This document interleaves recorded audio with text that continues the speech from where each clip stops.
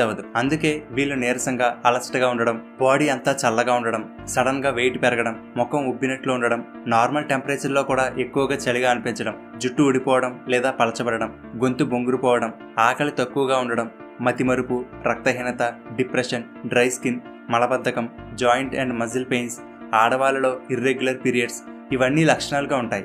సింపుల్గా చెప్పాలంటే బాడీలో సరిపడా థైరాయిడ్ హార్మోన్ లేకపోవడం వలన కావలసినంత ఎనర్జీ రిలీజ్ అవ్వదు. కాబట్టి ఫిజికల్గా కానీ మెంటల్గా కానీ చాలా స్లోగా ఉంటారు, అలాగే ఈజీగా అలసిపోతారు.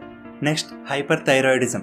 ఇది ఇంతకు ముందు చెప్పుకున్న దానికి పూర్తి ఆపోజిట్. హైపర్ థైరాయిడిజం ఉన్న వాళ్ళలో థైరాయిడ్ గ్రంథి ఓవర్ యాక్టివ్గా ఉంటుంది. అంటే కావాల్సిన దానికన్నా ఎక్కువ థైరాయిడ్ హార్మోన్స్ని ప్రొడ్యూస్ చేస్తుంది. సో బాడీలోని సెల్స్కి ఎక్కువ ఇన్స్ట్రక్షన్స్ అందుతాయి. కాబట్టి మెటబాలిజం చాలా ఎక్కువగా ఉండి ఎక్కువ ఎనర్జీ ప్రొడ్యూస్ అవుతుంది.